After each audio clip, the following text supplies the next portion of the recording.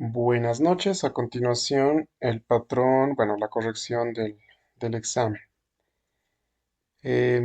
No sé si corrigieron en su examen físico el encabezado.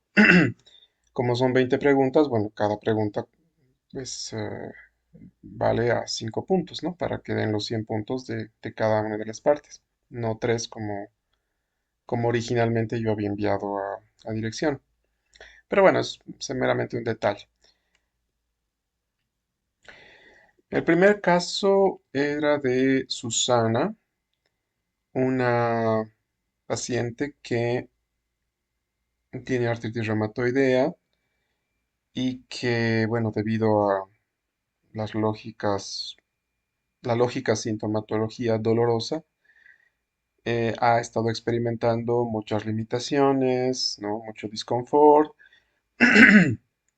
y ha visto que la enfermedad pues, ha ido afectando, ¿no? Su productividad laboral y también ha afectado, por supuesto, a la convivencia con su esposo. Haciendo énfasis ella en la parte de la intimidad, ¿no? Ella va manifestando una serie de síntomas como irritabilidad, la sensación de mucha frustración, el cansancio que ella experimenta, pero también resaltando que ella se considera una persona que puede, ¿no? Alguien que hace valer este, su presencia, se autoconsidera como una persona fuerte que va a hacer frente a esta situación, incluso aunque tenga que separarse del esposo, más bien a quien ella califica como alguien que pues no es considerado con la patología que tiene. Entonces, la primera pregunta en relación a este caso decía, ¿cuál es el síndrome que mejor representa el caso de Susana? No podía ser el síndrome depresivo porque si bien había cansancio, si bien creo que había también insomnio por ahí, me imagino por los dolores, no había ideas de minusvalía, ¿no? No había ideas de desesperanza, todo lo contrario, ella más bien estaba muy optimista en relación a lo que fuera a pasar más adelante, ¿no? En realidad lo que ella tenía era un clarísimo síndrome ansioso, ¿no? Les pudo haber parecido que era un síndrome depresivo quizás porque, como les dije, cuando hicimos los análisis de los distintos síndromes, los síndromes ansioso y depresivo comparten mucha sintomatología, ¿no? Pero en el depresivo, digamos que el núcleo es no solamente la tristeza patológica, que Susana no la tiene, sino además ese conjunto de ideas que se van congruentes con ese estado emocional, de minusvalía, de culpa, de desesperanza, de muerte, de suicidio, que ella no las tiene. Un síndrome dependiente, pues no hay ninguna sustancia involucrada acá, o ninguna conducta a la que ella haya desarrollado una dependencia, mucho menos un síndrome de pasividad, porque bueno, acá no hay ninguna idea delirante de que ella está siendo controlada, ¿no? Entonces acá la respuesta era el síndrome ansioso. La segunda pregunta dice, con respecto a su sexualidad, em, dice, ¿tiene un trastorno de la excitación de causa física? Pues es probable, ¿no? Porque ella tiene dolores físicos. Entonces, bueno, lógicamente al tener los movimientos, la mecánica corporal propia del acto sexual, pues seguramente ella no va a responder de la manera que debiera, ¿no? En este caso, el dolor sería la causa de una limitación, una incapacidad de ella, pues para avanzar en la fase de excitación sexual y pues, poder completar una relación sexual satisfactoria. Otra, podría tener un trastorno de excitación de causa psicógena. Bueno, sí, ella manifiesta que mm, su esposo es desconsiderado, ¿no? Y esto representaría pues un enojo para con él, una ira si ustedes quieren, y sabemos que esta es una causa también probable para un trastorno de la excitación, o sea, Por un lado tendríamos lo físico, los dolores, y por el otro lado lo psicógeno, la frustración, la desazón, la rabia que ella siente hacia su esposo. ¿Tiene un trastorno de deseo sexual hipoactivo? Pues sí, ella no tiene deseo de tener intimidad con su pareja. Entonces, si no hay esta capacidad para tener relaciones sexuales, si no hay este anhelo de tenerlas, pues sí, podría tener un trastorno de deseo sexual hipoactivo. Además que en el mismo caso pone, ¿no? Si ella dice, no le llama la atención tener relaciones sexuales, ¿no? Entonces, pues sí, es un trastorno de deseo sexual hipoactivo. Por lo tanto, aquí la respuesta eran todas, ¿no? Ella podía tener los tres trastornos. La pregunta 3 dice, para mejorar la vida sexual de Susana, usted como médico general podría recomendar que el esposo acuda a la siguiente cita y hacer psicoeducación. Por supuesto que sí.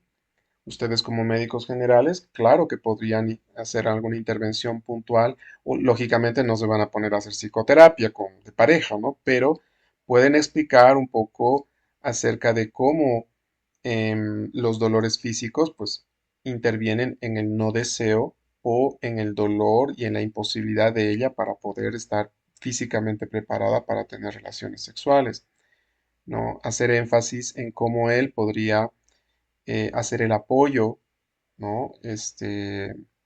Emocional para con ella y de esa manera, pues, mm, hacer que ella también esté más receptiva, más deseosa más adelante, cuando la enfermedad esté mejor controlada, para así, pues, poder tener relaciones sexuales satisfactorias. B. Enviar a Susana a interconsulta con ginecología. Sí, porque por los síntomas que ella está mencionando, estos bochornos, la edad que ella tiene, pues probablemente esté cursando con la perimenopausia. Entonces, un ginecólogo, por supuesto que va a poder también hacer algún planteamiento terapéutico, quizás incluso de reposición hormonal. 3. Recomendar psicoterapia de pareja. Claro que sí. Son justamente este tipo de situaciones donde la psicoterapia de pareja puede ser muy útil. Por lo tanto, acá todas serán correctas.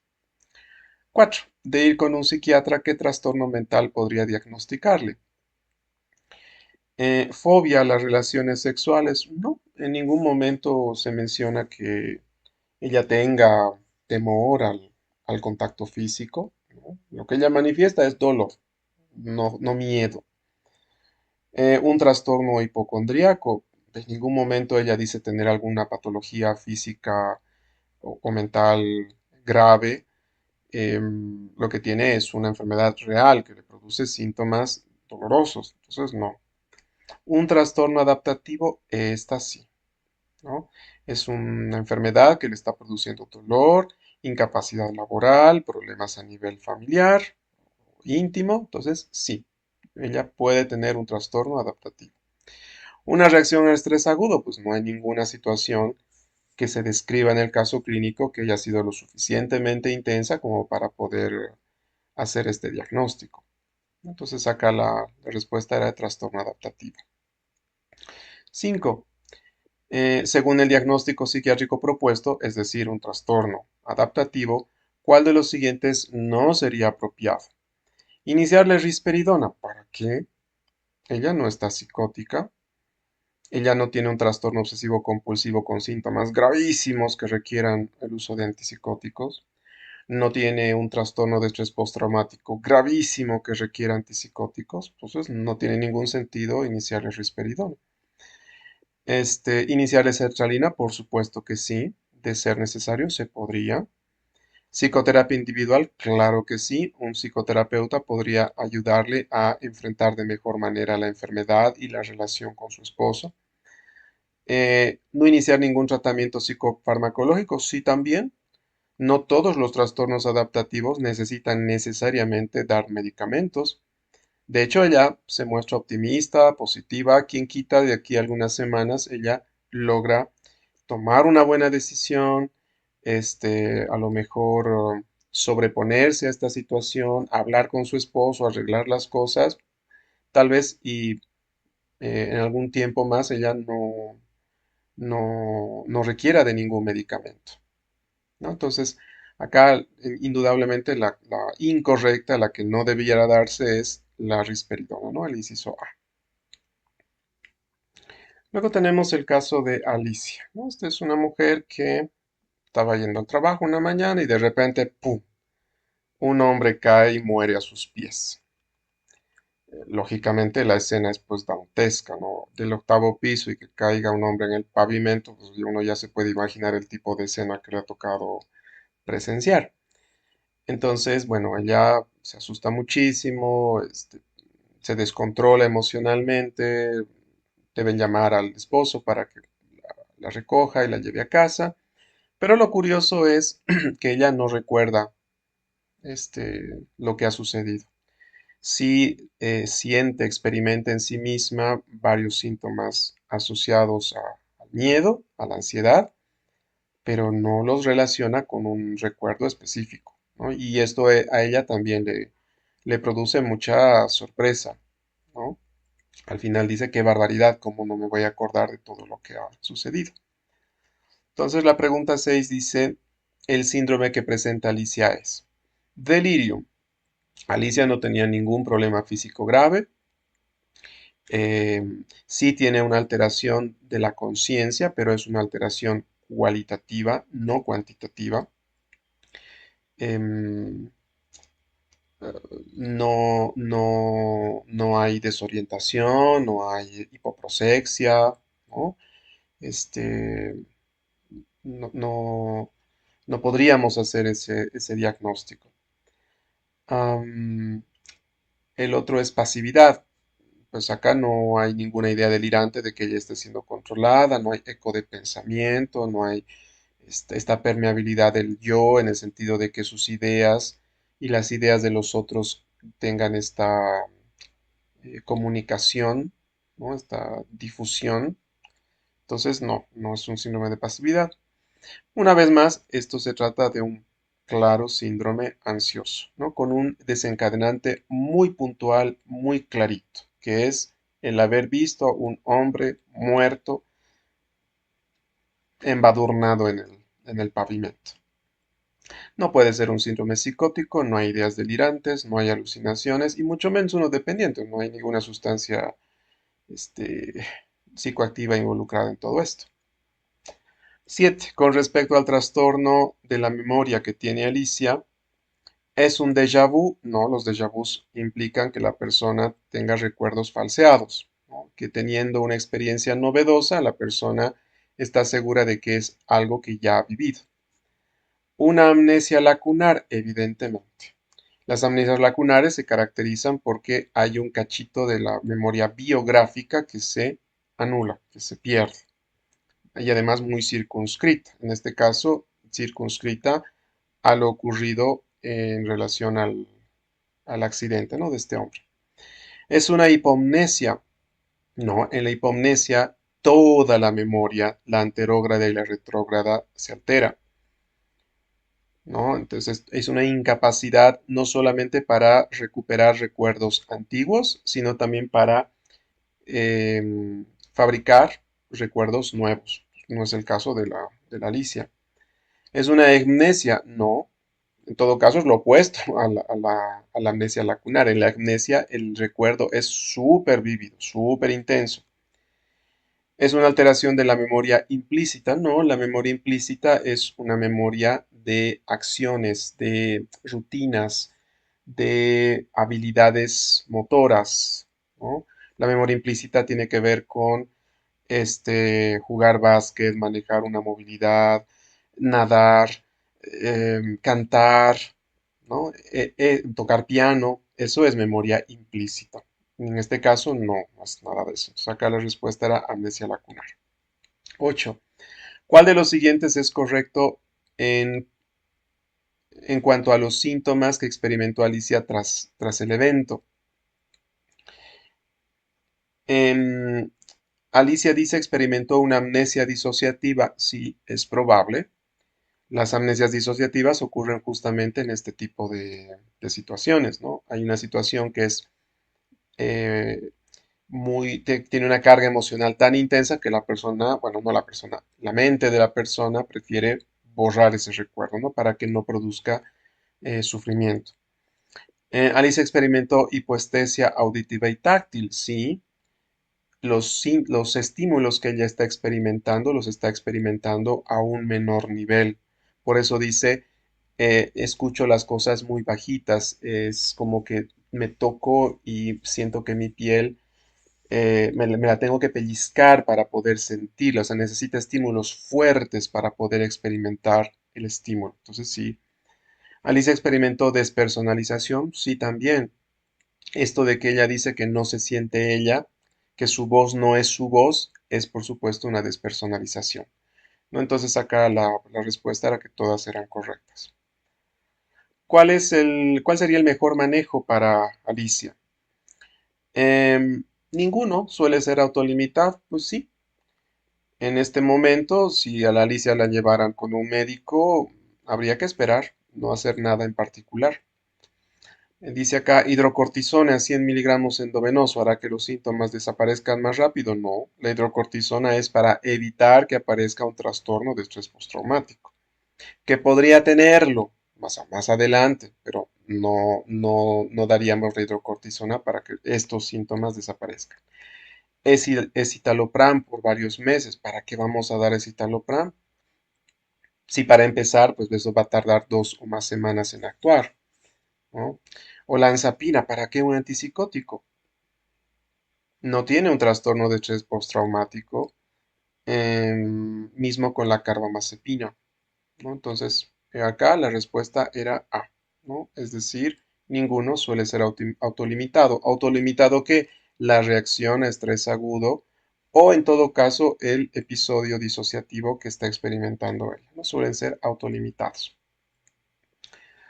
Luego dice, 8 meses después, ya, Alicia recordó lo que ha sucedido, pero ha vuelto a su vida normal. El único detalle es que no puede volver a pasar por el lugar donde vio a este hombre muerto.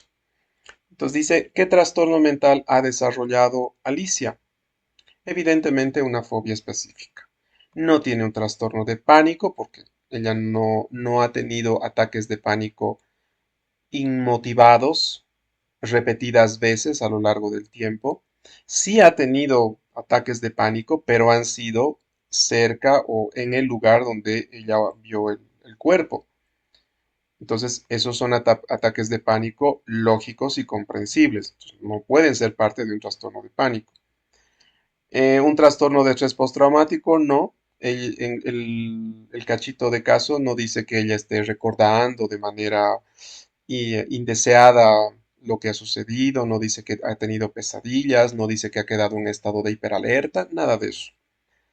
Tiene un trastorno facticio, no, la Alicia no está manifestando ningún síntoma para llamar la atención del personal de salud.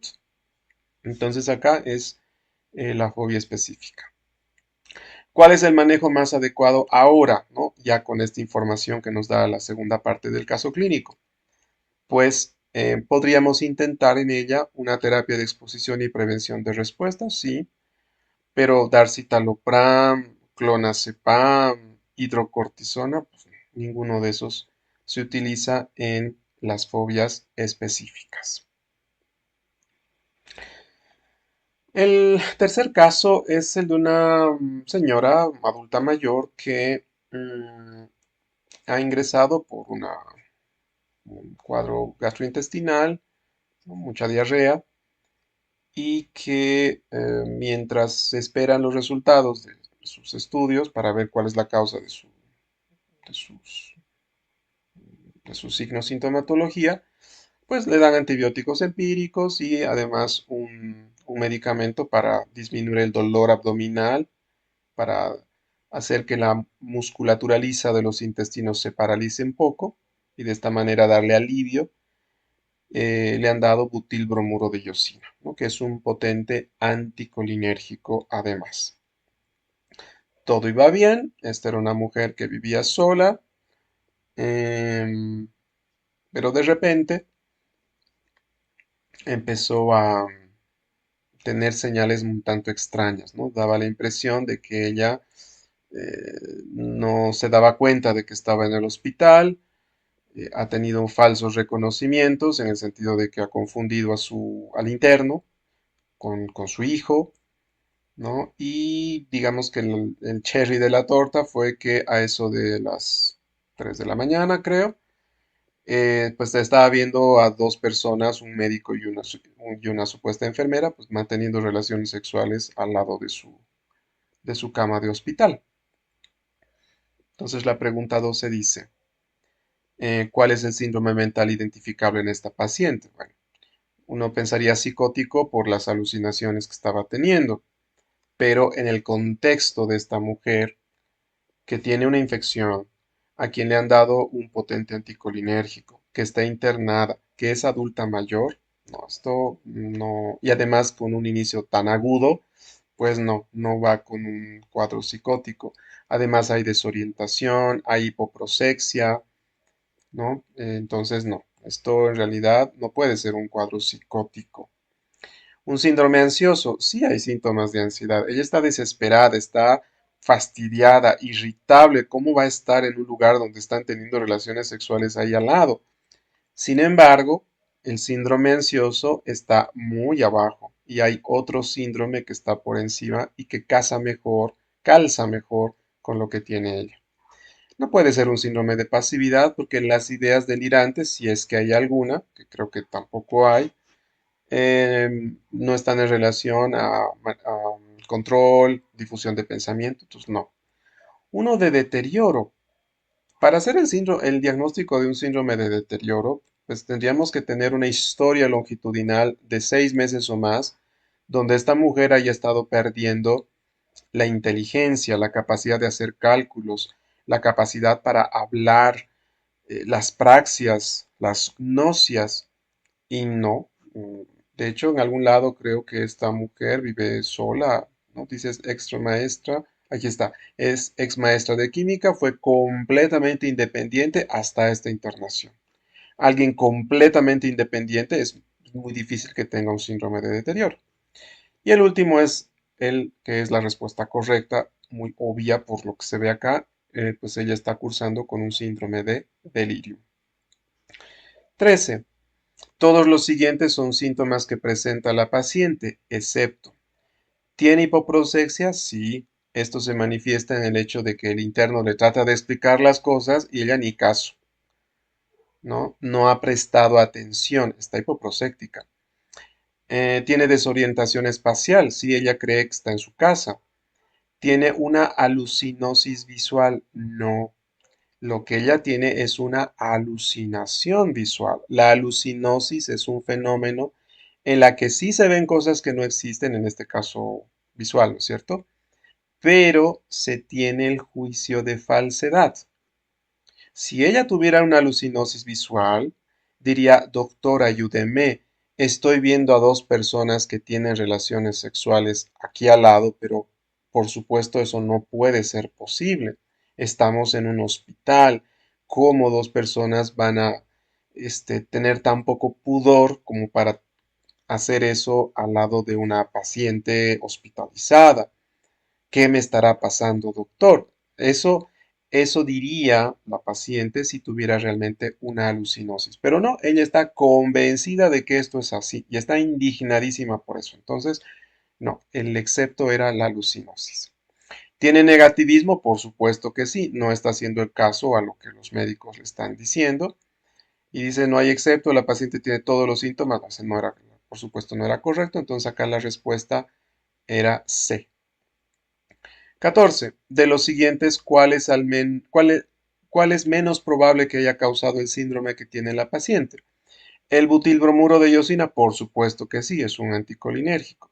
La hiponatremia, producto de sus numerosas deposiciones diarreicas, por supuesto que puede producir un síndrome de delirio. La deshidratación solita, al producir hipotensión, por ejemplo, puede producir un síndrome de delirio. La soledad por estar lejos de su familia, no, esa no.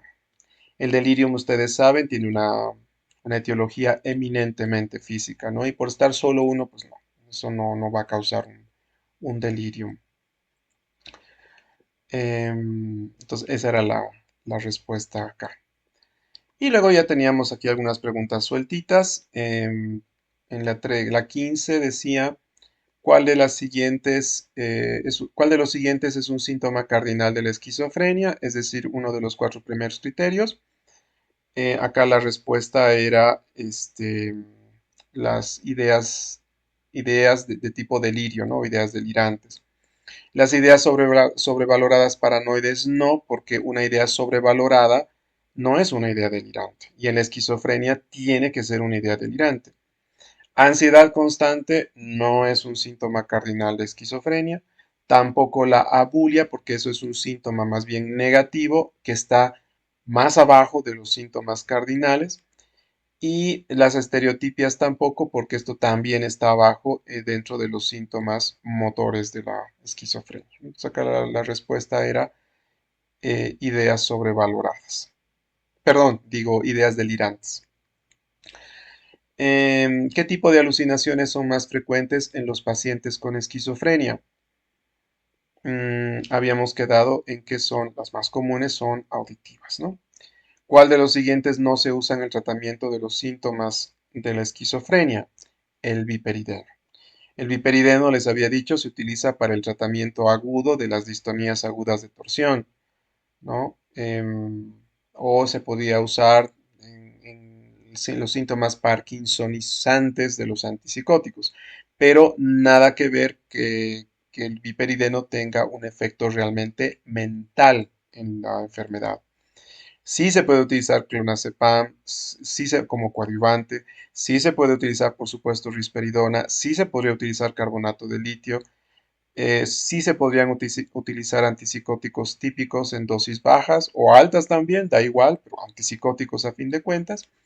Entonces acá la que no se usaba era el piperideno.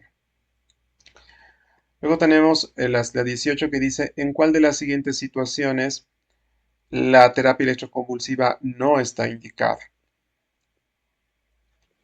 Evidentemente en la acaticia, ¿no? La acaticia es un síntoma extrapiramidal del uso de antipsicóticos, pero pues se quita el antipsicótico y la acaticia desaparece, ¿no? No es eterna la acaticia, pero sí cuando hay disquinesia tardía, sí cuando podemos tener a una mujer embarazada en el primer trimestre, sí cuando hay síntomas catatónicos, en todas no, ¿no? Entonces acá la respuesta era A, acaticia.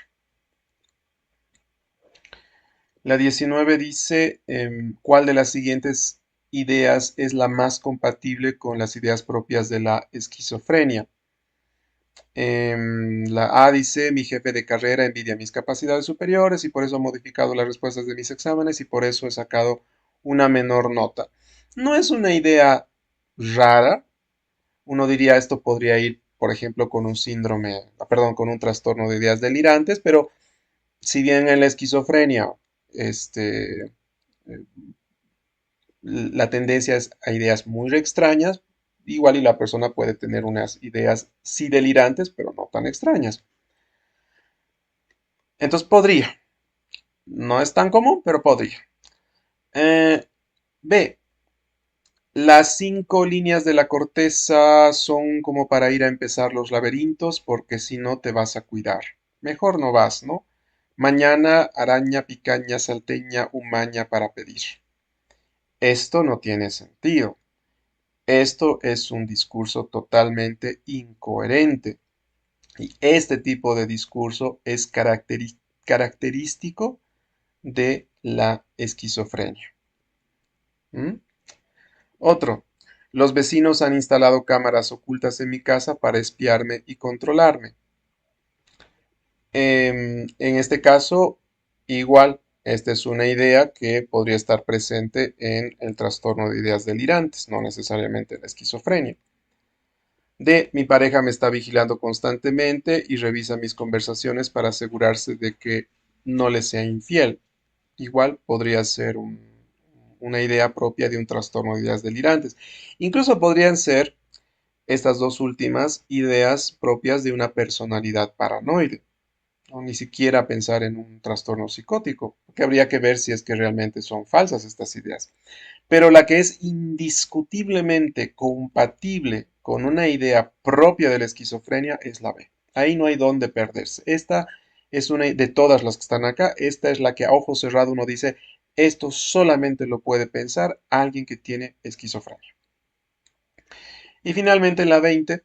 ¿Cuál de los siguientes términos describe una identidad sexual o de género que no se ajusta a las categorías dicotómicas tradicionales de hombre o mujer o masculino o femenino?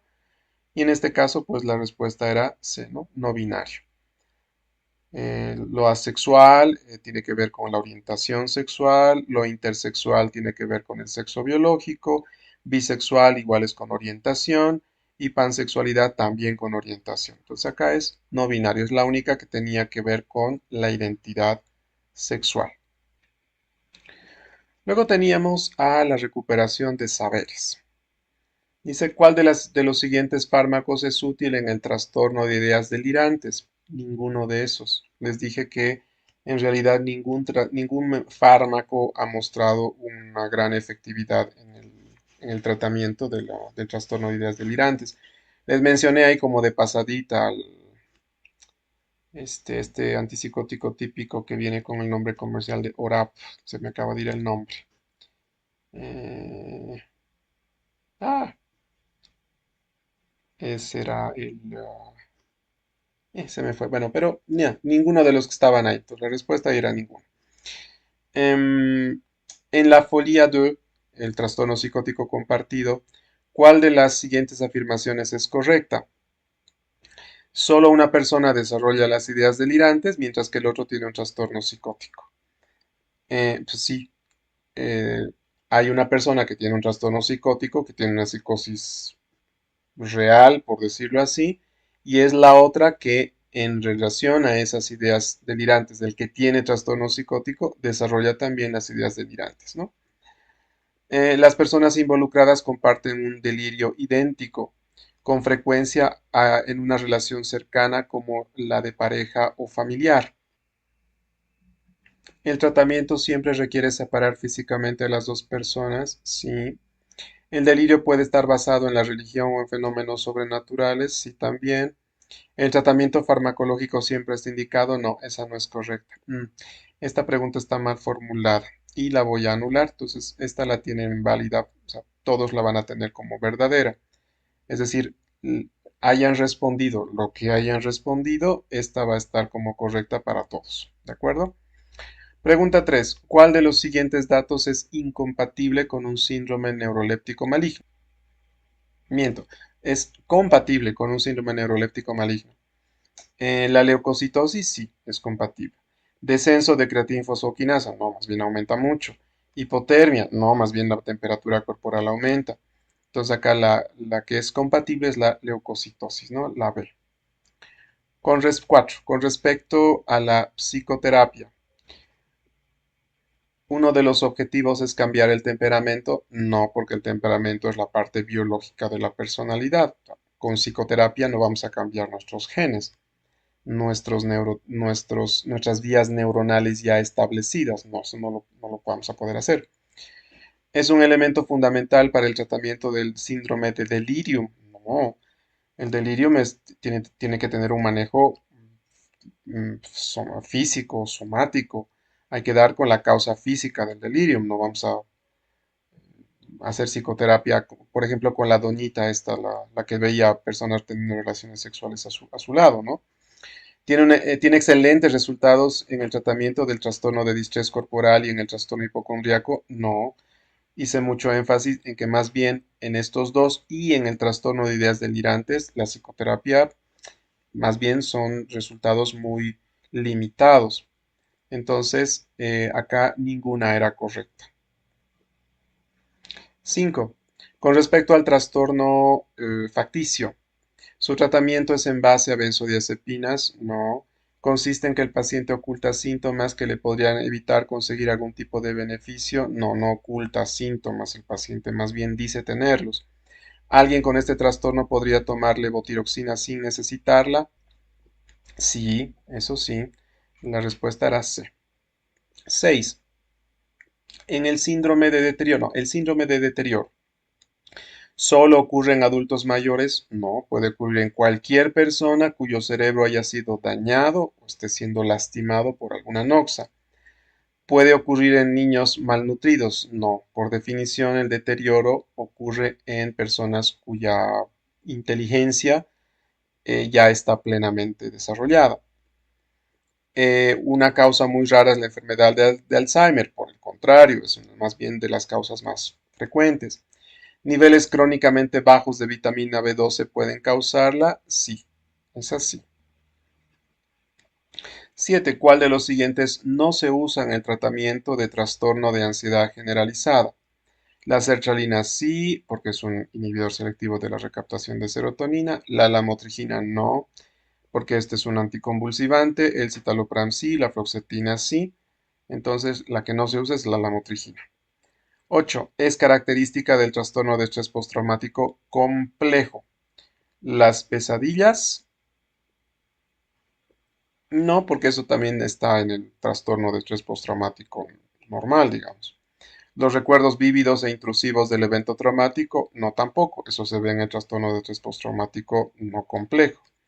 El desapego emocional, ese sí se ve solo en el trastorno de estrés postraumático complejo.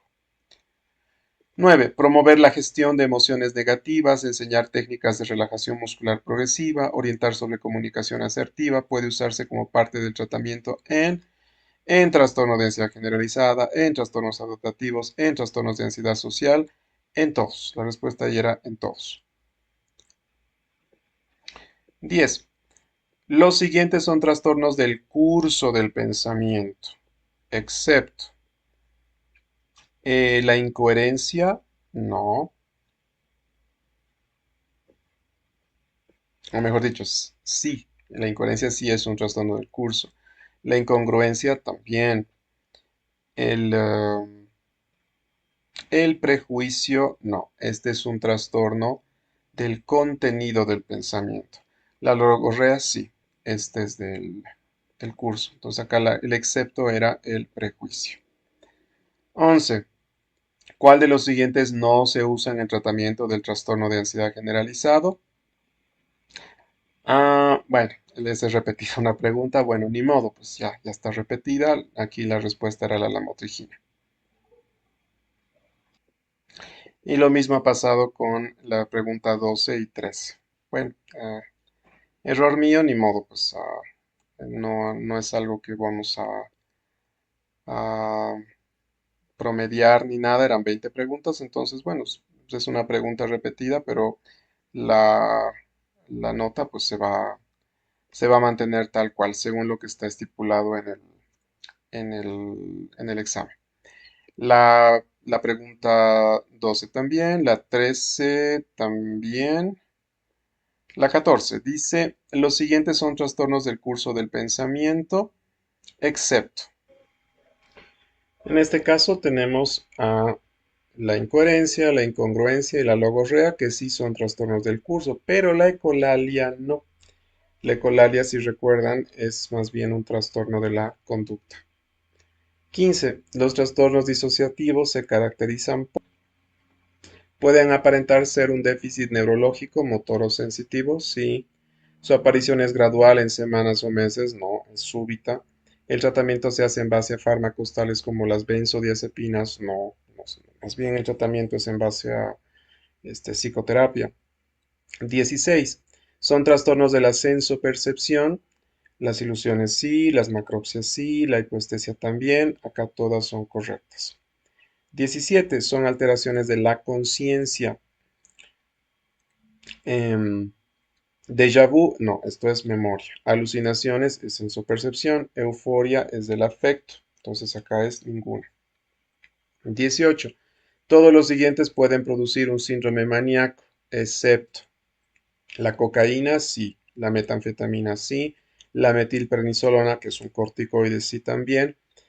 El lupus también, pero la intoxicación grave por clonazepam, no. La intoxicación grave por clonazepam pone a la persona pues, dormida o bradipsíquica, bradilálica. Entonces, no, ese era el excepto. De los siguientes, ¿cuál tiene una menor probabilidad de producir dislipidemia? La risperidona, la olanzapina, la clozapina y el aripiprazol, sí, porque son antipsicóticos atípicos. Pero el haloperidol, ese no tanto.